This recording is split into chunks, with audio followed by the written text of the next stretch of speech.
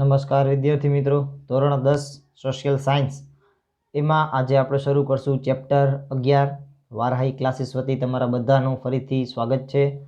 આજે આપણે વાત કરવા જઈ રહ્યા છીએ ચેપ્ટર 11 પ્રકરણ 11 ભારતની અંદર જળ સંસાધન। ભારત જળ સંસાધન વિશે આપણે ઘણીવાર વાત કરી ચૂક્યા છીએ। સ્ત્રોત જેને આપણે કહેતા હોઈએ છીએ, એમાં જળની અંદર આપણે આજે જળ સંસાધન એ જોવાનું છે। તો એમાં આપણે જળના સ્ત્રોત જોશું, એનું સંસાધન અને એનો ઉપયોગ શું છે જોશું, સિંચાઈ ક્ષેત્રનું વિતરણ જોશું, જળ સંકટ જોશું, ત્યાર પછી જળ સંસાધનની જાળવણી અને વ્યવસ્થાપન કઈ રીતે કરી શકાય, અને જળ પ્લાવિત ક્ષેત્ર વિકાસ કઈ રીતે કરાવી શકાય, અને વૃષ્ટિ જળનું સંચયન એ કઈ રીતે કરી શકીએ એની વાત આપણે આ લેક્ચરની અંદર કરવાનો પ્રયત્ન કરશું। તો ચાલો શરૂ કરીએ આજનો આ પહેલો આપણો પ્રશ્ન કે ભારતના જળ સ્ત્રોત વિશે માહિતી આપો। કે ભારતના કયા કયા જળ સ્ત્રોત, કયા કયા સ્ત્રોતથી ભારત એ પાણી મેળવે છે એના વિશે આપણે માહિતી આપવાની છે। ભારતના જળ સ્ત્રોત વિશે માહિતી આપો। તો સૌથી પહેલું દુનિયામાં દરેકનું એ હોય એ છે વૃષ્ટિય જળ, એટલે કે વરસાદ ઉપર આધારિત જે રહેતું હોય તે। તો કે વૃષ્ટિ એ પૃથ્વી પર જળનો સંસાધનનો મુખ્ય સ્ત્રોત છે, કે સૌથી મુખ્ય મેન બરાબર કોઈ સ્ત્રોત હોય પાણીનો તો એ છે એ વૃષ્ટિ છે। શું કામ? તો કે વરસાદ આવશે તો જ પાણી એ આવવાનું છે પૃથ્વી પર। તો એ સૌથી મોટામાં મોટો કોઈ સ્ત્રોત હોય, મુખ્ય સ્ત્રોત હોય તો એ છે વૃષ્ટિ એટલે કે વરસાદ। એનાથી શું થશે? તો કે નદી, સરોવર, ઝરણા, કુવા એ ગૌણ સ્ત્રોતો ગણાય, બરાબર છે। નદી છે, સરોવર છે, ઝરણા, કુવા આ બધા એ ગૌણ સ્ત્રોત છે। શું કામ? કારણ કે વરસાદ આવશે પછી નદી, સરોવર, ઝરણા, કુવા એ બધું ભરાવાનું છે, બરાબર છે। અને આ બધા જે રહ્યા આ બધા સ્ત્રોત એ કેને આભારી છે? તો કે વરસાદને। જો વરસાદ થશે તો ને તો જ એ ભરાવાના છે। તો મુખ્ય સ્ત્રોત આપણે કોઈને કહીએ તો મુખ્ય સ્ત્રોત એ વરસાદ થશે, જ્યારે ગૌણ સ્ત્રોત એ તમે નદી, સરોવર, ઝરણા અને કુવાઓને કહી શકો, બરાબર છે। બીજી વાત વિદ્યાર્થી મિત્રો પૃષ્ઠીય જળ વિશે। તો પૃષ્ઠીય જળ એટલે શું? તો કે જે નદીઓ, સરોવરો, તળાવો, ઝરણાઓ, સાગર, માનવ નિર્મિત જળાશય વગેરેમાં જોવા મળે છે તે પૃષ્ઠીય જળ છે, બરાબર છે। વૃષ્ટિય જળ અને પૃષ્ઠીય જળ, જેમાં નદીઓ મુખ્ય સ્ત્રોત છે। જે નદી છે આપણી એ મુખ્ય સ્ત્રોત ગણાય। આ બધામાં સૌથી વધારે કોઈ હોય તો એ નદીઓની અંદર પાણી સચવાયેલું છે। તો બે પ્રકારો જે જળ સ્ત્રોતની અંદર આપણે જોયા, એક વૃષ્ટિ અને બીજું પૃષ્ઠીય। વૃષ્ટિય વરસાદને આધારિત છે, જ્યારે પૃષ્ઠીયની અંદર નદી, તળાવ, સરોવર, ઝરણા, સાગર વગેરેનો આપણે ધ્યાનમાં લઈ શકીએ। ત્યાર પછી ભૂમિગત જળ, ભૂમિની અંદર જે સચવાયેલું છે તે ભૂમિગત જળ। જમીનની સપાટી પરથી શોષાઈને ભૂમિ નીચે જમા થતા જળને ભૂમિગત જળ કહેવાય। આપણે ઘણીવાર જોતા હોઈએ છીએ કે પાણી એ હમણાં હોય ને હમણાં જોતા હોય કે રસ્તા પર પાણી ને પછી સીધું એ શોષાઈને જમીન અંદર ચાલ્યું જાય, તો એ જળને કહેવાય ભૂમિગત જળ। ભૂમિગત જથ્થો જે છે એ અમર્યાદિત છે, એની કોઈ તમે મર્યાદા નક્કી નથી કરી શકતા, એ અમર્યાદિત છે। તે ભારતના ઉત્તર મેદાની વિસ્તારમાં લગભગ 42% જેટલા ભાગમાં જમા થયેલ જોવા મળે છે। 42% જેટલો ભાગની અંદર આ જમા થયેલો જોવા મળે છે। દક્ષિણ ભારતમાં ઉચ્ચ પ્રદેશ અને પર્વતીય વિસ્તારના કારણે તેનું પ્રમાણ ઓછું છે, કે ભાઈ ઉચ્ચ પ્રદેશ હોય તો પાણી ઢળીને નીચું હેલું જાય, એટલે ત્યાં બહુ અઘરું છે કે ત્યાં ભૂમિગત જળ હોય। તેનો સૌથી વધુ ઉપયોગ સિંચાઈ માટે થાય છે, અને ભૂમિગત જળ છે આપણને ખબર છે કે કૂવા છે કે બોરવેલ છે એ કરી અને આપણે જે આનો ઉપયોગ છે એ કરી સૌથી વધુ ઉપયોગ એ સિંચાઈની અંદર થાય છે, એ આપણે જોયું। ત્યાર પછી વિદ્યાર્થી મિત્રો બીજો પ્રશ્ન, ભારતના જળ સંસાધનો અને તેનો ઉપયોગ જણાવો। કે ભારતના જળ સંસાધનો કયા અને એનો ઉપયોગ શું એ આપણે જોવાનું છે। ભારતના જળ સંસાધનો ઘણા ઉપયોગ છે, તો એમાં સૌથી વધારે કોઈ વસ્તુનો ઉપયોગ થતો હોય તો એ સંસાધન તરીકે આપણે સિંચાઈનો ઉપયોગ કરીએ છીએ, બરાબર છે।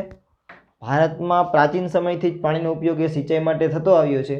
બીજી સદીમાં કાવેરી નદી પર બંધાયેલો ગ્રેન્ડ એન્ટિક એટલે કે ભવ્ય બંધ એ તેનું એક જ્વલંત ઉદાહરણ છે।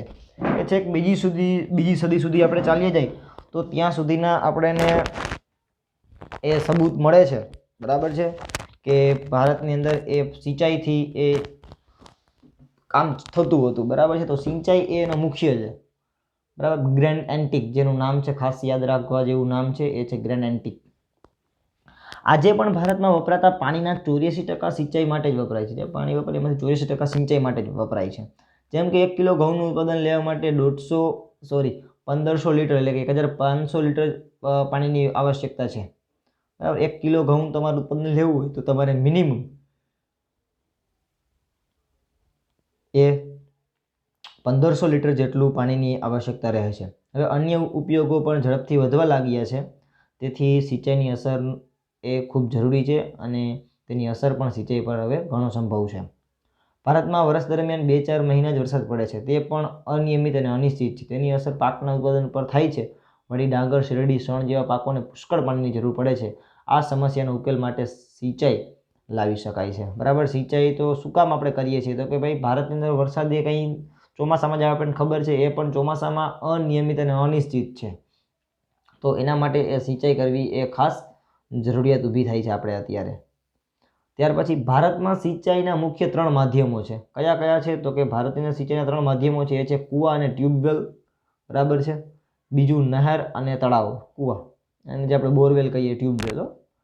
કૂવા અને બોરવેલ, નહેરો અને તળાવ આ મુખ્ય માધ્યમો છે. આ પૈકી કૂવા અને ટ્યુબવેલ દ્વારા સૌથી વધુ સિંચાઈ થાય છે. આપણને ખબર છે કે દરેક ખેતરે કૂવા અથવા તો ટ્યુબવેલ હોય જ છે, તો એના દ્વારા સૌથી વધુ સિંચાઈ થાય છે. ત્યાર પછી નહેરો, જે આપણે નહેર આવે છે આપણા ખેતર સુધી, એ, અને ત્યાર પછી તળાવ, એ બીજા નહેરો અને બીજા અને ત્રીજા સ્થાને એ તળાવ આવે છે. તો તળાવથી પણ ઘણી બધી જગ્યાએ સિંચાઈ થતી હોય છે.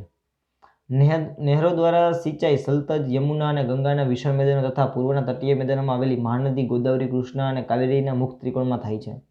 અહીંયા નહેરો દ્વારા પણ આ થઈ છે, કારણ કે આ નદીઓ એ ચોમાસામાં જ નહીં, પરંતુ સતત એ વહેતી રહેતી નદીઓ છે આ, બરાબર છે. હંમેશા એ હોય છે પાણી એમાં, તેથી આપણે ત્યાં નહેરો દ્વારા પણ સિંચાઈ કરી શકીએ છીએ આ પ્રદેશોની અંદર. હવે મુખ્ય ત્રિકોણ પ્રદેશ તમને મેં ઘણીવાર સમજાવ્યો છે, એટલે એના વિશે કંઈ નથી કહેતો. કાપના મેદાનોમાં કૂવા અને ટ્યુબવેલ દ્વારા સિંચાઈ થાય છે. ભારતના પૂર્વ દક્ષિણ રાજ્યોમાં મુખ્યત્વે તળાવો દ્વારા સિંચાઈ થાય છે, કે જે પૂર્વ અને દક્ષિણ જે છે ત્યાં તળાવોનું પ્રમાણ ખૂબ વધુ છે, તેથી ત્યાં પણ આપણે સિંચાઈ સારી રીતે કરી શકીએ છીએ તળાવો દ્વારા. બહુહેતુક યોજનાઓનું જણાવો. બહુહેતુક યોજના, જેના હેતુઓ વધારે હોય એવી બહુહેતુક યોજના. નામ પરથી તમને ખબર પડી જાય કે બહુહેતુક, જે હેતુ હોય એના એકથી વધુ હોય એવા. નદીઓ પર બંધ બાંધી મોટા જળાશયો બનાવવા અને તેનો પાણીનો ઉપયોગ સિંચાઈ, જળ વિદ્યુત ઉત્પાદન, પૂર નિયંત્રણ, જમીન ધોવાનું નિયંત્રણ, આંતરિક પરિવહન, મત્સ્ય ઉદ્યોગ, મનોરંજન વગેરે હેતુઓ માટે કરવાની યોજના એટલે બહુહેતુક યોજના, બરાબર છે. એક તો આમ તો આપણે નદીમાં બંધ જ બાંધીએ છીએ, આપણે લઈ લઈએ સરદાર સરોવર, બરાબર છે. તો એમાં આપણે શું કર્યું છે? તો કે ભાઈ એક નદીમાં એક બંધ બાંધ્યો છે, પણ એને આપણે બહુહેતુક યોજના કહીએ છીએ. એનો એક બનાવવાનો આશય એ ફક્ત પાણીનો સંગ્રહ જ નથી હોતો, પણ ઘણું બધું સાથે હોય છે. તો કઈ રીતે કરી શકાય? તો કે નદીઓ પર, એક તો મોટી નદી પર મોટો બંધ બાંધીને એક જળાશય આપણે બનાવીએ, તો એના કેટલા બધા ફાયદા થાય. તો કે પહેલું તો કે પાણીનો ઉપયોગ એ સિંચાઈ માટે થાય, બરાબર છે. ત્યાર પછી જળ વિદ્યુત ઉત્પાદન, કે જે આપણે બંધ બનાવ્યો છે એનાથી નીચે જે પાણી પડશે તેને નીચે ટર્બાઇન મૂકી અને આપણે જળ વિદ્યુત ઉત્પાદન કરી શકીએ. ત્યાર પછી પૂર નિયંત્રણ, અહીંયા પાણી એ જે આવતું હશે, જે સ્પીડ અહીંયા રોકાશે બંધના કારણે, તો પૂર નિયંત્રણ થશે. પછી જમીનનું ધોવાણ થતું અટકશે. આંતરિક પરિવહન શક્ય બનશે, કે પુલ ઉપર તમે બોટિંગની વ્યવસ્થા પણ શરૂ કરી શકો જળાશયની અંદર. ત્યાર પછી મત્સ્ય ઉદ્યોગ તો વિકસવાનો જ છે, પાણી ભરાશે, માછલા ઓટોમેટિક આવશે. અને મનોરંજનનું પણ તમે ત્યાં આપણે જે રિવરફ્રન્ટમાં કેમ કરીએ છીએ એવી રીતનું તમે બોટિંગની વ્યવસ્થા કરી શકો, તો તમે મનોરંજન પણ પૂરું પાડો છો. તો એકથી વધુ હેતુઓ જે યોજનાની અંદર હોય એવી બહુહેતુક યોજના કહેવામાં આવે છે. તો કયા કયા હેતુઓ માટે આ યોજના કામ કરે છે આપણે એ થોડું જોઈ લઈએ. કે બહુહેતુક યોજના મુખ્ય હેતુઓ નીચે પ્રમાણે હોય છે. કયા કયા હેતુઓ પ્રમાણે કામ કરતી હોય છે? તો કે બંધોથી બનેલા જળાશયોમાંથી નહેરો કાઢી દેશમાં સિંચાઈની વિકાસ કરે અને ખેત ઉત્પાદન વધારવું, કે વધુને વધુ થાય. જો તમને આ જે ચિત્ર છે એ ઇલેક્ટ્રિકનું છે, ટર્બાઇન, કે દેશની અંદર ખેત ઉત્પાદન છે એ વધે, માણસોને પીવાનું પાણી પણ મળી રહે. બંધોના પાણી દ્વારા જળ વિદ્યુત ઉત્પન્ન કરી શકાય અને ખેતી અને ઉદ્યોગને એનો લાભ આપી શકાય, કે વધુને વધુ પાવર મળી રહે એ પણ આપણે કરી શકીએ. ઉદ્યોગો અને મોટી વસાહતોને પાણી પૂરું પાડી શકાય. નદીઓ આવક વિનાશક પૂરને અંકુશમાં લઈ દરિયાકાંઠાના જમીન ધોવાણનું અટકાવ અને પૂરથી થતી જે તારાજી રોકી શકાય આપણે. ત્યાર પછી નદી કાંઠાના વિસ્તારોમાં જંગલોનો વિકાસ કરી વન્યજીવ સંરક્ષણ આપણે કરી શકીએ. અને ત્યાર પછી જળાશયમાંથી આજુબાજુના શહેર અને ગામડાને પીવાનું શુદ્ધ પાણી પણ આપણે આપી શકીએ. તો આ અલગ અલગ હેતુઓ એ બહુહેતુક યોજનાની અંદર આવેલા હોય છે. કઈ કઈ આપણે ભારતની અંદર છે બહુહેતુક યોજનાઓ, તો જોઈ લઈએ આપણે એ. તો ભારતની અંદર જે વાત છે તો પહેલી છે ભાખરા નાંગલ નામ છે એનું, એ સલ્તન નદી ઉપર આવેલી છે, જે એનાથી આ પંજાબ, હરિયાણા અને રાજસ્થાન એને ફાયદો થાય છે. તમને છેલ્લે હું નકશામાં બતાવીશ પણ ખરા કે ક્યાં આવ્યા. ત્યાર પછી કોસી નદી ઉપર કોસી બંધ છે જે બિહારમાં આવ્યો છે. દામોદર ખીણ એ દામોદર નદી ઉપર આવેલો છે, જે ઝારખંડ અને પશ્ચિમ બંગાળને ફાયદો કરે છે. ત્યાર પછી હીરાકુંડ મહાનદી ઉપર ઓડિશાને ફાયદો લાભ થાય છે.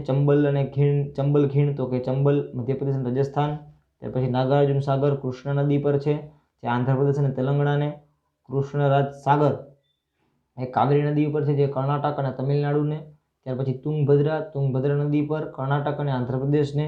નર્મદા ખીણ જેને આપણે સરદાર સરોવરના નામે ઓળખીએ છીએ, તો એ નર્મદા નદી પર, જેનાથી ગુજરાત, રાજસ્થાન, મહારાષ્ટ્ર અને મધ્યપ્રદેશ એમ કુલ 4 રાજ્યને લાભ થાય છે. ત્યાર પછી ખંડાણા વાણકબોરી તો કે મહીસાગર એ જિલ્લાને મહીસાગરમાં આવેલી છે, જે ગુજરાતને ફાયદો કરે છે. પછી ઉકાઈ કાકરાપાર તાપી નદી ગુજરાતને, અને ધરોઈ સાબરમતી અને ગુજરાતમાં ઘણા બધા બંધો, ઘણી બધી બહુહેતુક યોજનાઓ આવેલી છે. અને હજી એક આપણું સપનું છે કલ્પ સાગર, જે કરીને એક છે, એ બને તો બહુ સારું. સિંચાઈ ક્ષેત્રના વિતરણ વિશે લખો. સિંચાઈ ક્ષેત્રનો વિતરણ વિશે લખો. તો કે જોઈએ સિંચાઈનું કેવી રીતે વિતરણ છે. ભારતમાં આંધ્રપ્રદેશના તટીય જિલ્લાઓ મહાનદી, ગોદાવરી, કૃષ્ણા નદીઓના મુક્ત ત્રિકોણ પ્રદેશો, કે આંધ્રપ્રદેશના તટીય જિલ્લા લઈ લ્યો. ત્યાર પછી મહાનદી, ગોદાવરી, કૃષ્ણ નદીના મુક્ત ત્રિકોણ પ્રદેશ લઈ લ્યો. અને પંજાબ, હરિયાણા, પશ્ચિમી ઉત્તર પ્રદેશ વગેરે આ સઘન સિંચાઈના ક્ષેત્રો છે, કે અહીંયા સિંચાઈ દ્વારા જ એ ખેતી થતી હોય છે, કારણ કે પાણી એ પુષ્કળ પ્રમાણમાં મળી રહે છે. સ્વતંત્રતા પછી ભારતમાં કુલ સિંચાઈ ક્ષેત્ર લગભગ 4 ગણું વધી ગયું છે. જે આઝાદી પહેલાં હતું એનાથી 4 ગણું અત્યારે સિંચાઈ દ્વારા એ વધી ગયું છે. ભારતમાં આશરે 850 લાખ હેક્ટર જમીન સિંચાઈ થાય છે, જે સ્પષ્ટ વાવેતરના ક્ષેત્રના 38% થાય છે. ભારતમાં સિંચાઈ ક્ષેત્રનું વિતરણ અસમાન છે. દરેક રાજ્ય પણ આ વિતરણ અસમાન હોઈ શકે છે, કારણ કે સિંચાઈ એ એક અસમાન હોય છે. આ રીતે તમે જોઈ શકો ફુવારા પદ્ધતિ. મિઝોરમમાં સિંચાઈ ક્ષેત્રનું પ્રમાણ તેને સ્પષ્ટ વાવેતરના લગભગ 7.3% છે, જ્યારે પંજાબમાં આ પ્રમાણ 90% છે. કે મિઝોરમ છે આખું વરસાદ ઉપર નભે છે, તો અહીંયા સિંચાઈ ખૂબ ઓછી 7.3% જેટલામાં જ થાય છે, જ્યારે પંજાબની અંદર 90% સિંચાઈ દ્વારા થતું હોય છે. પંજાબમાં ખાસ આપણે જે ઘઉંનો પાક લેવામાં આવે છે એ આખો સિંચાઈ ઉપર નિર્ભર હોય છે. કુલ સિંચાઈ ક્ષેત્રનું પ્રમાણ સ્પષ્ટ વાવેતરના ક્ષેત્રના સંદર્ભમાં ઘણું અસમાન હોય છે. પંજાબ, હરિયાણા, ઉત્તર પ્રદેશ, બિહાર, જમ્મુ કાશ્મીર, તમિલનાડુ, મણિપુર વાવેતરના કુલ વિસ્તારમાં 40%થી વધુ એ સિંચાઈ હેઠળ જ હોય છે, જે આપણે એને ખબર છે, કારણ કે પાણી એ પુષ્કળ પ્રમાણમાં મળી રહે છે.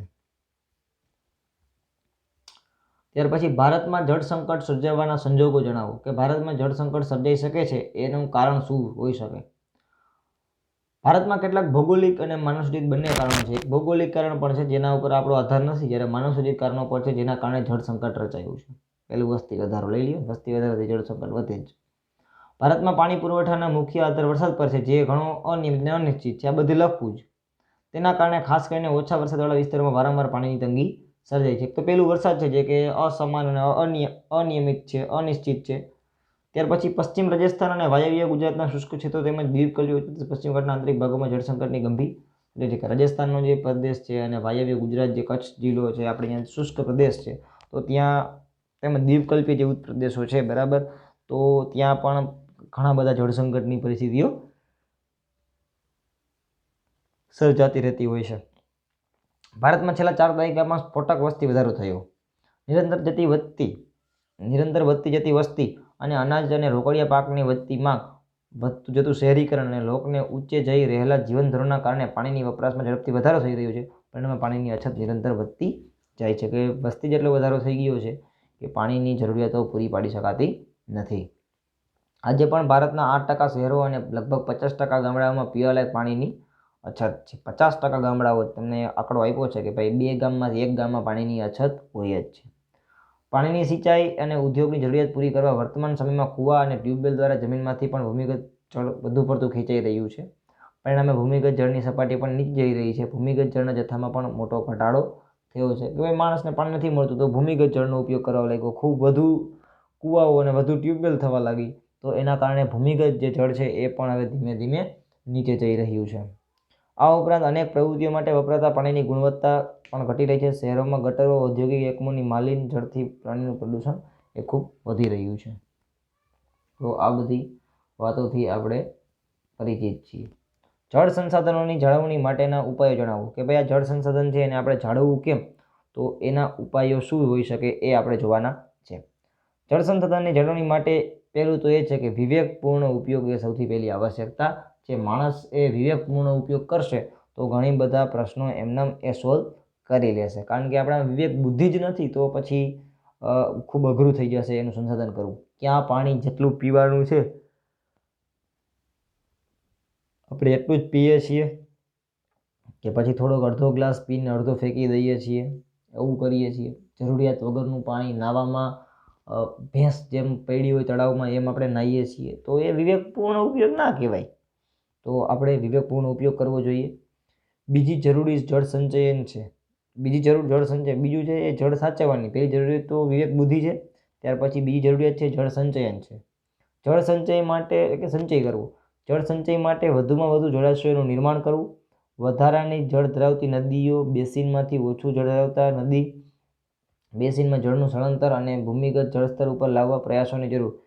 બરાબર છે કે જે નદીઓ વહી જતી હોય છે દરિયાની અંદર, તો એને અટકાવવી, જળાશયો બાંધવા, ઓછું જળ ધરાવતી હોય નદીને બીજી નદી સાથે જોડી દેવી અને જળનું સ્થળાંતર કરી નાખવું અને ભૂમિગત જળને વધુને વધુ ઉપર લાવવાનો પ્રયાસો આપણે કરવા જોઈએ. જળ એક રાષ્ટ્રીય સંપત્તિ છે. કોઈની સંપત્તિ નથી. જળ એ એક રાષ્ટ્રીય સંપત્તિ છે. દેશના બધા વિસ્તારો માટે તેની ન્યાય ફાળવણી થાય એ જોવાની સરકારની જવાબદારી છે. એ બધાને પૂરતું પાણી મળી રહે તો એ માટે એ જોવાની જવાબદારી એ સરકારની છે. આ અંગે કોઈ આંતરરાજ્ય જળ વિવાદ હોય તો તેને જલ્દીથી ઉકેલ લાવવો, જેથી નદીઓ પર બંધ બાંધીને જળાશયનું નિર્માણ અટકી ન પડે. ઘણીવાર આપણને ખબર છે જે તમને ઉપર બે કર્ણાટકની અંદર વાંચ્યા એમાં ઘણા બધા એ પછી પ્રશ્નો ઊભા થતા હોય છે બે રાજ્યો વચ્ચે. જળ સંસાધનોની જાળવણી માટે ઝડપલાભી ક્ષેત્રોનો વિકાસ અને વૃષ્ટિ જળ સંચય બાદ બહુ અગત્યના ઉપાયો હોય છે કે એક તો ઝડપલાભી ક્ષેત્રો છે એનો વિકાસ કરો અને વૃષ્ટિ જળ જે વરસાદનું જળ છે એનું બને તેટલું વધુને વધુ આપણે એને સાચવો, એને અટકાવવો, એને રોકી રાખો પાણીને. જળપ્લાવિત ક્ષેત્ર વિકાસની સમજૂતી આપો કે જે જળથી વધારે ખેદાન મેદાન થઈ જાય છે એ પ્લાવિત જે ક્ષેત્ર છે એને કેવી રીતે રક્ષણ આપવું, એના વિકાસ કેમ કરવું. તો કે જળપ્લાવિત ક્ષેત્ર એક પ્રાકૃતિક એકમ છે. નદી બેસીન એક એવું ક્ષેત્ર છે કે નદી કાંઠો એક એવો ક્ષેત્ર છે કે જેનું પાણી નદી અને તેની શાખાઓ દ્વારા વહીને એક તળાવ ક્ષેત્ર બનાવે છે. જળપ્લાવિત ક્ષેત્ર છેવટે તો શાખા બેસીન જ વિસ્તાર છે. વરસાદના કારણે આ શાખા નદી દ્વારા પાણીની વહીને આગળ જાય છે. છેવટે કોઈ નદી મળી જાય છે. જળપ્લાવિત ક્ષેત્ર વિકાસ એક સમગ્ર ત્યાં વિકાસનો અભિગમ છે જેમાં જમીન અને ભેજ સંરક્ષણ, જળ સંચયન, વૃક્ષારોપણ, વનીકરણ, હોર્ટિકલ્ચર, ગોચર વિકાસ અને સામુદાયિક ભૂમિ સંસાધન ઉત્થાનથી સંબંધિત કાર્યક્રમો સમાવેશ થાય છે. આ બધા કાર્યક્રમો અન્વયે ભૂમિ ક્ષમતા તથા લોકોની સ્થાનિક જરૂરિયાતો ધ્યાનમાં રાખવાની હોય છે. આમાં સ્થાનિક લોકોની સહભાગિતા પણ જરૂરી છે. આથી કેન્દ્ર તથા રાજ્ય સરકારે ઘણી યોજનાઓ હાથ ધરી છે કે જે જળપ્લાવિત ક્ષેત્ર છે એક પ્રાકૃતિક એકમ છે. આપણને ખબર છે કે ભાઈ નદી એ ફક્ત એવું જ નથી કે નદીમાં, તો એ નદીને ઘણી બધી આપણે ગામમાંથી ખબર હોય છે કે ઘણા બધા જતા હોય છે ને પછી નદીમાં મળતું હોય પાણી, જેને આપણે નાલા જેવા નામ આપતા હોઈએ છીએ. તો એક એ શાખા જ છે એની, બરાબર, એક બેસીન વિસ્તાર જ છે. તો એ આપણે એનો વધુને વધુ ઉપયોગ કરવો જોઈએ કે એનામાં આપણે એક શું કહેવાય એક વૈજ્ઞાનિક દ્રષ્ટિએ એની અંદર જમીનનું ભેજ સંરક્ષણ જળવાઈ રહીએ, એનું ત્યાં પાણી સચવાઈ રહે એ માટે આપણે બોરી બંધ કે જેવું બાંધવું જોઈએ. વૃક્ષારોપણ આપણે કરવું જોઈએ, વનીકરણ કરી શકીએ, બરાબર છે. ત્યાર પછી આપણા ગામના જે ગૌશાળાઓ, ગૌચર માટે જમીન ફાળવી શકીએ. તો આ રીતે આપણે અલગ અલગ રીતે જળપ્લાવિત ક્ષેત્ર એનો ઉપયોગ કરી શકીએ છીએ. વૃષ્ટિ જળ સંચય કે વરસાદનું જે પાણી આવે છે એનો આપણે સંચય કઈ રીતે કરી શકીએ, તો કે ભૂમિગત જળનો જો આપણે વધારો કરવો હોય તો વૃષ્ટિ જળ સંચય એ જરૂરિયાત છે કે પાણી શોષાઈને જમીન અંદર જશે તો જ ભૂમિગત જળ એ આગળ આવશે. આ પ્રવૃત્તિમાં કૂવા છે, બંધ, પછી ખેત તલાવડી એટલે કે ખેતરને ફરતે આપણે એવું વાડ કરી દઈએ જેનાથી આપણા ખેતરનું પાણી એ આપણા ખેતરમાં જ રહીએ વગેરેના નિર્માણ દ્વારા વરસાદને પાણીને એકઠું કરવામાં આવે છે. તેનાથી ભૂમિગત જળ સંચય, ભૂમિગત જળની સપાટી ઊંચે આવે છે. સંચિત વૃષ્ટિજળ અનેક વિધિ ઉપયોગ થઈ શકે છે. વૃષ્ટિજળ સંચયનો મુખ્ય હેતુઓ નીચે મુજબ છે. જોઈએ કયા કયા હેતુ છે. તો કે પાણીની એક તો વધતી જતી માંગ છે એ પૂરી થઈ શકે, સપાટી પરથી નિરસ્ત થતું પાણી એ અટકે. આપણે તો પાણી વહી જ જવાનું છે દરિયામાં, તો એ અટકાવી શકાય. સડક માર્ગને પાણી ભરાવાથી બચાવી શકાય, જે સડક માર્ગો ભરાઈ જાય છે ના ભરાય. ભૂમિગત જળનું પ્રદૂષણ ઘટાડવું, તેથી ગુણવત્તામાં વધારો થાય. ભૂમિગત જળ છે પ્રદૂષણ ઘટે અને એની ગુણવત્તામાં પણ વધારો થાય. ઉનાળામાં અને લાંબા શુષ્ક સમયે આપણે પીવાનું પાણી આપણને મળી રહે. મોટા શહેરોમાં બહુમાળી મકાનોમાં ધાબા, અગાસી કે છાપરા પર પડતા વરસાદનું પાણી એકઠું કરવા મકાનના પરિસરમાં મોટા વરસાદી ટાંકા બનાવવા. એવી બિલ્ડિંગો છે એને નીચે મોટા મોટા ટાંકા બનાવવા.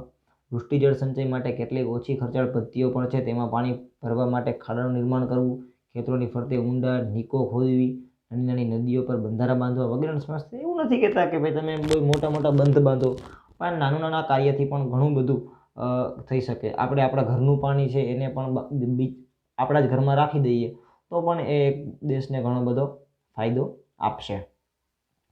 જળ વ્યવસ્થાપન માટે કયા મુદ્દાઓ ધ્યાનમાં રાખવા જોઈએ? કે જળનું વ્યવસ્થાપન કરવા માટે કયા કયા મુદ્દાઓ છે એ ધ્યાનમાં રાખવા જોઈએ.